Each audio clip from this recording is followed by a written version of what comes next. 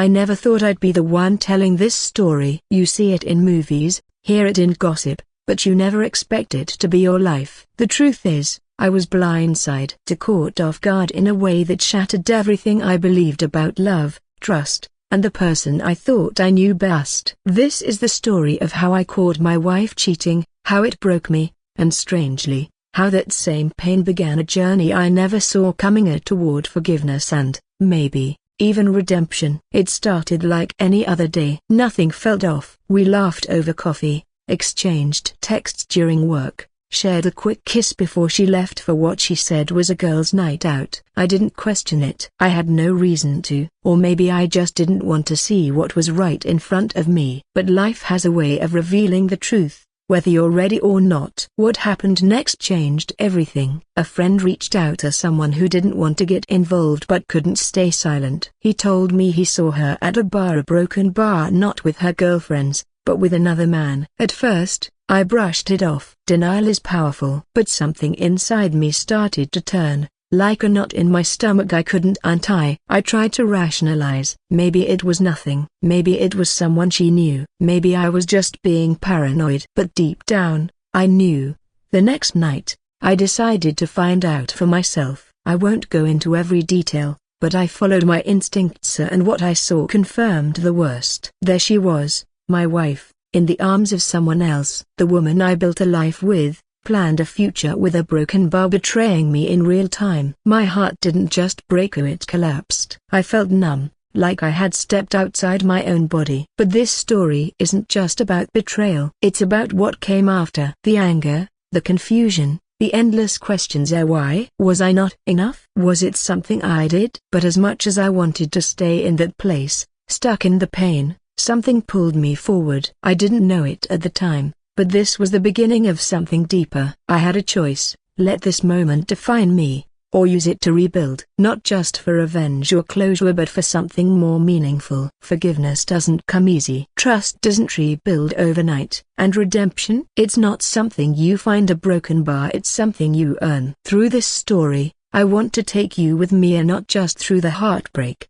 but through the decisions, the setbacks, the growth. And just when I thought things couldn't get worse, something happened that flipped everything I thought I knew on its head. Something I still haven't fully come to terms with. But we'll get to that. For now, just know that this isn't a story about a cheating wife. It's a story about what betrayal reveals, what pain teaches, and how sometimes a broken bar healing starts in the last place you'd expect. Looking back, maybe the cracks had been forming for a while, I just didn't want to see them. We'd been married for 6 years. From the outside, everything looked perfect: shared vacations, cozy nights in, family dinners, the occasional arguments like any couple, but nothing that screamed something was deeply wrong. Or maybe I just stopped paying attention to the signs because I trusted her completely. That was my biggest mistake here, thinking trust meant silence, meant never asking questions. I remember small things now that feel bigger in hindsight. Late night texts she'd quickly hide. Sudden changes in her schedule. The way she stopped asking how my day was, or even really listening when I talked. I chalked it up to stress,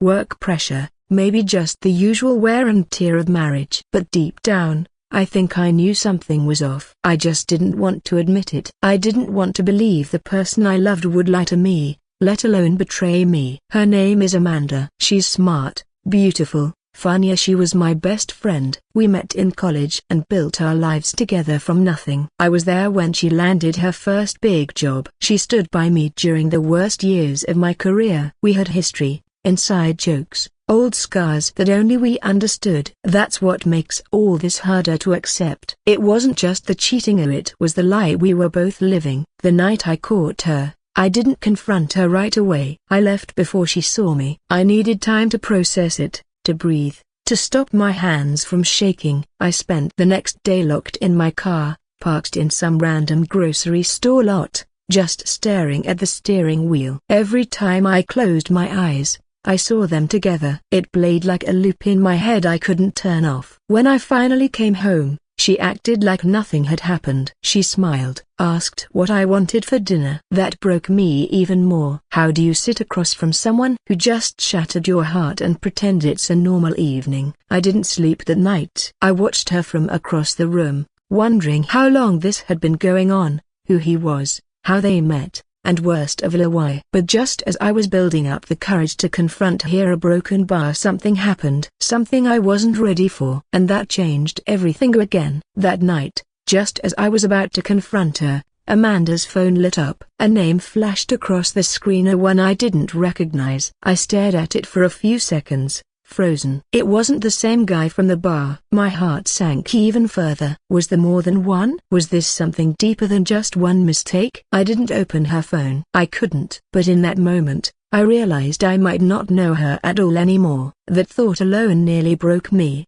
The next few days were a blur. I went through the motions of work, home, small talk, but I was living in a fog. Every word she said felt rehearsed. Every smile felt like a cover-up. I started replaying old memories, looking for clues I'd missed. And I couldn't help but wonder, a broken bar, was our whole relationship based on a lie? Or did something change along the way? Something I didn't see coming? I started noticing little details. Receipts she forgot to throw out, phone calls taken in the bathroom, a strange coldness in her hugs. But when I asked even simple questions, her answers felt a bit too polished, too quick. The trust between us, once so natural, had turned into a silent war. She didn't know what I'd seen. I hadn't told her, and that gave me time to figure out the truth. But every new piece of information just made things messier. I confided in my brother, the only person I could talk to. He warned me to be careful, said there might be more going on than I realized. That's when I found out something I wasn't expecting. Amanda had been hiding more than just an affair. And whatever it was big enough to shake the foundation of everything we had built. It was late one evening when I finally decided to follow the trail. I couldn't take the guessing anymore. Amanda had gone out again, claiming she had a work meeting, even though it was almost 9 p.m. My gut told me this wasn't about work. I waited a few minutes, then got in my car and followed from a distance. My hands were sweating on the steering wheel. My heart pounded so hard I could feel it in my neck. I didn't know what I was about to walk into, but I knew something wasn't right. She pulled up to a small house on the edge of town. It didn't look like a place you'd go for a work meeting. The lights were low, the driveway empty. She got out, looked around like she was checking to see if anyone was watching, then went inside. I parked a block away and walked the rest of the way, staying in the shadows. Every step I took, the anger and confusion just kept building. I wasn't sure if I was scared or furious, or probably both. Through a crack in the blinds, I saw her, not with a man this time, but talking to someone older, much older. A woman. They were whispering, serious. Amanda looked tense, nothing like her usual self. I couldn't hear much, but I caught pieces. Words like documents, he can't find out yet, and it's almost done. My stomach dropped. This wasn't just an affair. It was something else, something bigger. That's when it hit me, this whole thing,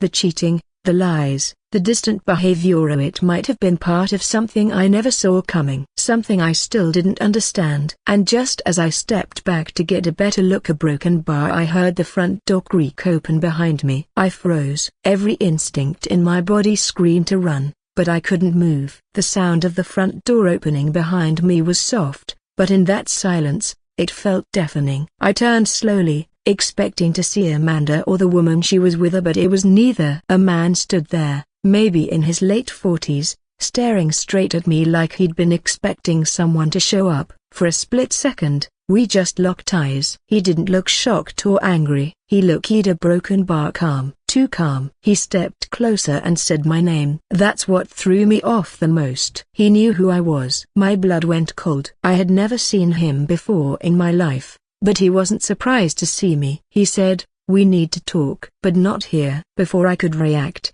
Amanda came out the front door, her face draining of color the second she saw me. She looked caught and not just guilty, but scared. She walked fast toward us and said, "You weren't supposed to be here." That was all I needed to hear. Supposed to be, like they were hiding something more than just an affair. I demanded answers, my voice shaking but loud. The man looked at her, then back at me, and said, "You think this is just about cheating? It's bigger than that. Much bigger." My mind raced. Bigger than betrayal? What could that even mean? Amanda tried to interrupt him, but I pushed past her and walked into the house. The older woman was gone. The lights were dim, and papers were scattered across the table. Files, receipts, even photos. I didn't understand any of it, but one thing was clear. This wasn't just about a secret relationship. There was money involved. Signatures, travel documents, some of them with my name on them. My head spun. I was being used, set up for something. I had no idea how deep this went, but now I wasn't just heartbroken, I was in danger. And I had no idea who I could trust anymore. I looked at Amanda,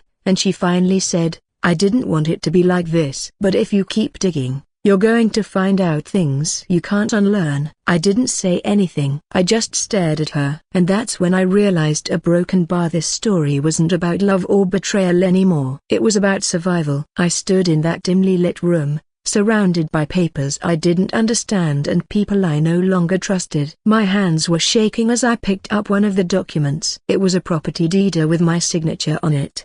Only I'd never signed anything. That's when it hit me. This wasn't just emotional betrayal. Amanda had forged my name. My identity had been used for something illegal, a money laundering, real estate fraud. I didn't even know the full scope, but I was in it, whether I wanted to be or not. I looked at Amanda, my voice barely holding steady. "How could you do this to me?" She didn't answer at first. The other man, his name was Paul, I'd later learn, had just kept watching, silent like he was waiting for me to snap. Amanda finally said, "It started small. I didn't think it would get this far. We needed the money. I thought I could fix it before you ever found out." Her eyes welled up with tears, but I couldn't tell if they were real or just part of the act. "And the affair?" I asked. "Was that just a distraction?" She looked away. "That was real," she whispered. "But it wasn't the plan. It was too much to process. My wife, the person I built a life with, had dragged me into a crime I didn't even know was happening.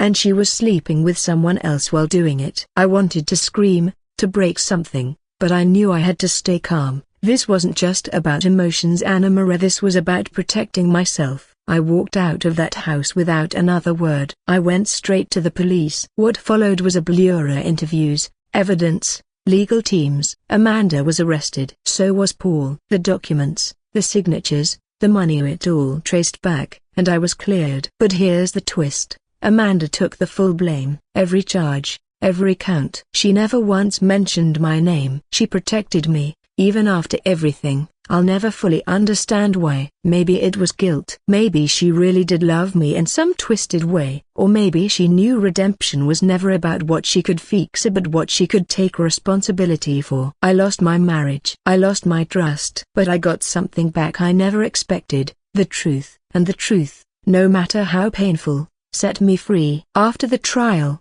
everything felt strangely quiet. No more secrets. No more guessing. Just the silence that comes after a storm. I moved out of our house and into a small apartment on the edge of town. It wasn't much, but it felt like a clean start. A place where I could finally breathe. The news spread fast. Of course, friends, co-workers, even people I hadn't talked to in years suddenly wanted to check in. Most of them didn't know what to say. And honestly, neither did I. I spent the next few months trying to rebuild not just my life, but myself. The betrayal still stung. Not just the cheating wife, but everything that came with it. The lies, the fear, the realization that someone you love can wear a mask so well for so long. I started therapy, something I never thought I'd do. At first, I just sat there, not even knowing how to begin. But slowly, I opened up, and somewhere in those conversations, I found the space to really feel everything I'd buried: anger, sadness, confusion, and even guilt for not seeing it sooner. The biggest surprise, though, came in the form of a letter. It arrived without a return address, but I knew the handwriting. It was from Amanda. She didn't ask for forgiveness. She didn't try to justify what she did. She simply said,